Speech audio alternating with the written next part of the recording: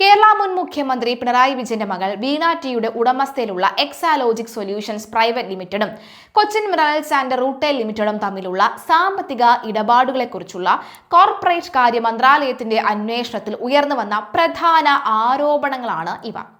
സംസ്ഥാന പൊതുമേഖലാ സ്ഥാപനമായ KSIDCക്ക്, അതായത് Kerala state industrial development corporation 13% ഓഹരിയുള്ള ഒരു പബ്ലിക് ലിസ്റ്റഡ് കമ്പനിയാണ് CMRL എന്ന് പറയുന്നത്.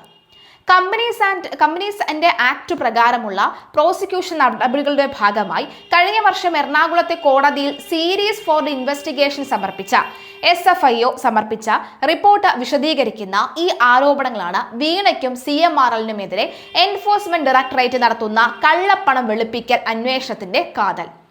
കഴിഞ്ഞ ദിവസം ED ഡയറക്ടർ രാഹുൽ നവീൻ അന്വേഷണ പുരോഗതി വിലയിരുത്താൻ കേരളത്തിലെത്തുകയും കൊച്ചിയിൽ തമ്പടിക്കുകയും ചെയ്തു. ഇതിന് ദിവസങ്ങൾക്ക് മുൻപ് അന്വേഷണത്തിന്റെ ഭാഗമായി വിജയനും വീണയുമായി ബന്ധമുള്ള കേരളത്തിലെ ഇടങ്ങളിൽ എല്ലാം തന്നെ ED പരിശോധനയും നടത്തി. CMRLുമായുള്ള തന്റെ ഇടപാടുകൾ നിയമപരവും സുതാര്യവുമാണ് എന്ന് കാണിച്ച് കോടതിയിൽ സമർപ്പിച്ച കൗണ്ടർ സത്യവാങ്മൂലത്തിലൂടെ വീണ എല്ലാ ആരോപണങ്ങളും നിഷേധിച്ചിട്ടുണ്ട്. സഖാവ് പിണറായി വിജയന്റെ വസതിയിൽ ED നടത്തിയ റെയ്ഡിനെ CPIM അപലപിക്കുകയും ചെയ്തു. BJP സർക്കാർ മുൻനിര പ്രതിപക്ഷ നേതാവിന് നേരെ നടത്തുന്ന ആസൂത്രിത ആക്രമണമാണിത്. ഇത്തരം നടപടികൾ കൊണ്ട് പിണറായി വിജയനെയോ CPIMനെയോ ഭയപ്പെടുത്താൻ കഴിയില്ല എന്ന് ED പരിശോധനകൾക്ക് പിന്നാലെ CPM പോളിറ്റ് ബ്യൂറോ അംഗം MA ബേബിയും പറയുന്നു. SFIO റിപ്പോർട്ട് പ്രകാരം 1 ലക്ഷം രൂപ അടച്ചു തീർത്ത മൂലധനത്തോടുകൂടി 2014-15 എക്സാലോജിക് സൊല്യൂഷൻസ് രൂപീകരിച്ചത്. വീണയായിരുന്നു ഇതിന്റെ ഡയറക്ടർ. കമ്പനിയുടെ പ്രധാന സോഫ്റ്റ്വെയർ ഉൽപ്പന്നം സ്കൂൾ കോളേജ് മാനേജ്മെന്റ് സൊല്യൂഷൻ ഇൻമെക് ആയിരുന്നുവെന്ന് റിപ്പോർട്ടിൽ പറയുന്നു. കമ്പനിയുടെ ചെറിയ തോതിലുള്ള പ്രവർത്തനങ്ങളും 2021-22 66 ലക്ഷം രൂപയുടെ നെഗറ്റീവ് നെറ്റ് വർത്ത് ഉണ്ടായിട്ടും അതിന്റെ വരുമാനത്തിന്റെ വലിയൊരു പങ്ക് CMRL നൽകിയ കരാറുകളിൽ നിന്നാണ് ലഭിച്ചത്. പ്രത്യേകിച്ച് 2017-18, 18-19 വർഷങ്ങളിൽ. SFIO പറയുന്നതനുസരിച്ച് നോക്കുകയാണെങ്കിൽ IT കൺസൾട്ടൻസി സേവനങ്ങളുടെ മറവിൽ CMRLിൽ നിന്ന് 2.78 കോടി രൂപയുടെ പേയ്മെന്റുകൾ ലഭിക്കുന്നതിന് വീണ പ്രധാന പങ്ക് വഹിച്ചതായി ആരോപിക്കപ്പെടുന്നുണ്ട്. വീണയെ CMRL IT ആൻഡ് മാർക്കറ്റിംഗ് കൺസൾട്ടന്റായി നിയമിക്കുകയും എക്സാലോജിക്കിന്റെ പ്രതിമാസ പേയ്മെന്റ് ആയ 3 ലക്ഷം രൂപയ്ക്ക് പുറമെ 5 ലക്ഷം രൂപ പ്രതിമാസം റിട്ടയറിംഗ് തുകയായി നൽകുകയും ചെയ്തു. ഈ ഇരട്ട ക്രമീകരണം അവരെ CMRLനെ വളരെയധികം ആശ്രയിക്കുന്ന ഒരു പ്രധാന സാമ്പത്തിക ഗുണഭോക്താവാക്കി മാറ്റി എന്ന റിപ്പോർട്ട് വ്യക്തമാക്കുന്നു. എന്നിരുന്നാലും വീണയോ എക്സാലോജിക് കമ്പനിയോ എന്തെങ്കിലും തരത്തിലുള്ള കൺസൾട്ടൻസി ജോലി ചെയ്തതായി ഒരു തെളിവും അന്വേഷണ ഉദ്യോഗസ്ഥർക്ക് കണ്ടെത്താനായില്ല എന്ന് റിപ്പോർട്ടിൽ പറയുന്നുണ്ട്. അന്വേഷണത്തിൽ എക്സാലോജിക് ജീവനക്കാർ CMRLന്റെ IT മേധാവി വീണ ടി എന്നിവരുടെ പ്രസ്താവനകളിൽ നിന്ന് എക്സാലോജിക് CMRLന് യഥാർത്ഥ സേവനങ്ങളൊന്നും നൽകിയിട്ടില്ലെന്ന് വ്യക്തമായിട്ടുണ്ട്. വികസന പ്രവർത്തനങ്ങളോ കൺസൾട്ടൻസി ജോലികളോ ഇല്ലാത്തത് എക്സാലോജിക്കിനും വീണ ടിയും നൽകിയ പേയ്മെന്റുകൾ വ്യാജമാണെന്ന് സ്ഥിരീകരിക്കുന്നു. യാതൊരുവിധ സേവനങ്ങളോ തൊഴിൽ ഫലങ്ങളോ നൽകിയിട്ടില്ല എന്ന് റിപ്പോർട്ടിൽ പറയുന്നു. പിന്നീട് സമാനമായ IT പഠനത്തിനായി CMRL നിയമിച്ച എറ്റ്ന ടെക്നോളജീസ് എന്ന മറ്റൊരു സാങ്കേതിക സ്ഥാപനത്തിന്റെ പ്രവർത്തനവുമായി എക്സാലോജിക്കിന്റെ കരാറിനെ റിപ്പോർട്ട് താരതമ്യം ചെയ്യുന്നുണ്ട്. വളരെ കുറഞ്ഞ ചെലവിൽ കൃത്യമായ സേവനങ്ങളാണ് അവർ നൽകിയത്. ഇത് എക്സാലോജിക്കിനും വീണയ്ക്കും നൽകിയ പേയ്മെന്റുകൾക്ക് ന്യായീകരണമല്ലെന്ന് അടിവരയിടുന്നതാണ് റിപ്പോർട്ട്. 50 ലക്ഷം രൂപയുടെ വായ്പ വന്ന വഴി എങ്ങനെയെന്ന് കൂടി നോക്കാം. വീണയും അന്നത്തെ CMRL മാനേജിംഗ് ഡയറക്ടർ ശശിധരൻ കർത്തയും തമ്മിലുള്ള ഒത്തുകളയും SFIO ആരോപിക്കുന്നുണ്ട്. റിപ്പോർട്ട് അനുസരിച്ച് കർത്തയും ഭാര്യ ജയകർത്തയും ചേർന്ന് പ്രൊമോട്ട് ചെയ്ത എംപവർ ഇന്ത്യ ക്യാബിനറ്റിൽ ഇൻവെസ്റ്റ്മെന്റ് പ്രൈവറ്റ് ലിമിറ്റഡ് എന്ന നോൺ ബാങ്കിംഗ് ഫിനാൻസ് കമ്പനി 2015 ഓഗസ്റ്റിൽ എക്സാലോജിക്കിന് 25 ലക്ഷം രൂപ വായ്പ അനുവദിച്ചു. ഇതിന് 12 ലക്ഷം പലിശയും 2016 ഓഗസ്റ്റ് 1 മുതൽ ആരംഭിക്കുന്ന 24 പ്രതിമാസ തവണകളുമായി തിരിച്ചടവും ആവശ്യമായിരുന്നു. 2016 ഓഗസ്റ്റ് 28 വരെ എക്സാലോജിക് തിരിച്ചടവ് ഒന്നും നടത്തിയിട്ടില്ലെങ്കിലും EICPL തൊട്ടടുത്ത ദിവസം മറ്റൊരു 25 ലക്ഷം രൂപ കൂടി വായ്പയായി അനുവദിക്കുകയും വിതരണം ചെയ്യുകയും ചെയ്തു. രണ്ടാമത്തെ വായ്പ ലഭിച്ചതിന് ശേഷമാണ് എക്സാലോജിക് 4 ലക്ഷം രൂപ മാത്രം തിരിച്ചടച്ചതെന്ന് റിപ്പോർട്ടിൽ പറയുന്നു. SFIO പ്രകാരം CMRL എക്സാലോജിക്ക് നൽകിയ പണം പിന്നീട് ഈ ബാധ്യതകൾ തീർക്കാൻ ഉപയോഗിച്ചതായി ആരോപിക്കുന്നുണ്ട്.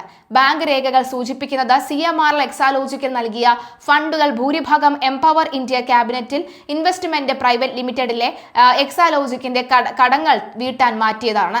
ഈ വകമാറ്റൽ സ്വകാര്യ സ്ഥാപനമായ EICLന്റെ 50 ലക്ഷം രൂപയുടെ ബാധ്യത പൊതു ഓഹരിയുള്ള CMRLലേക്ക് ഫലപ്രദമായി മാറ്റി.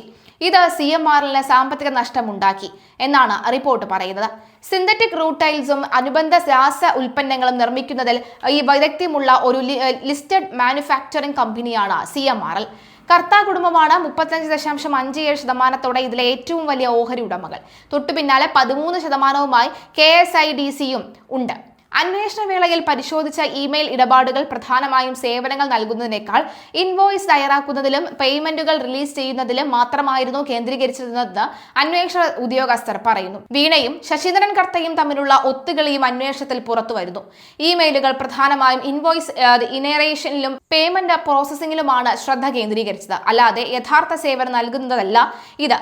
സാമ്പത്തിക നേട്ടത്തിനായി കൺസൾട്ടൻസി കരാറുകൾ മനഃപൂർവ്വം ദുരുപയോഗം ചെയ്തതായും സൂചിപ്പിക്കുന്നുണ്ട് എന്നാണ് റിപ്പോർട്ട് വ്യക്തമാക്കുന്നത്.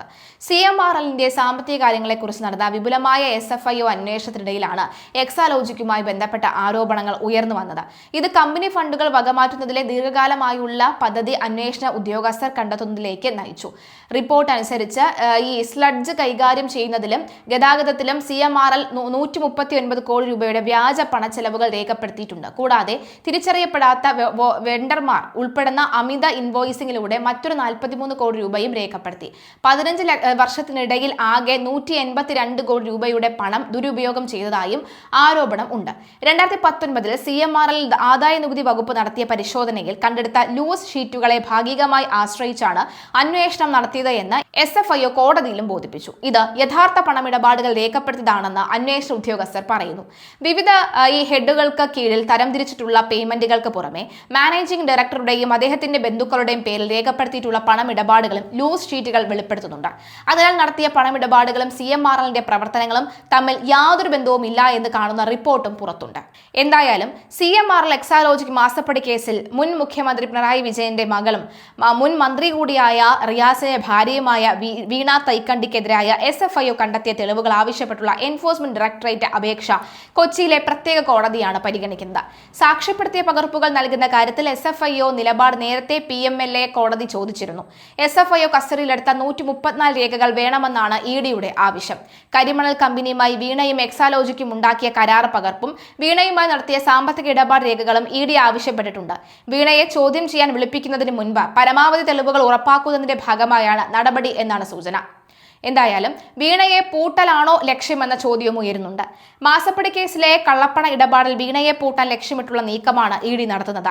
SFIO നേരത്തെ കസ്റ്റഡിയിലെടുത്ത പ്രധാന തെളിവുകളുടെ സാക്ഷ്യപ്പെടുത്തിയ പകർപ്പ് വേണമെന്നാണ് ആവശ്യം. ED assistant director Arun Kumar ചാരിയാണ് PMLA കോടതിയെ സമീപിച്ചിരിക്കുന്നത്. ആവശ്യപ്പെട്ട തെളിവുകളെല്ലാം CMRLും വീണയുമായി നടത്തിയ ഇടപാടുകളെക്കുറിച്ചുള്ള രേഖകളാണ്.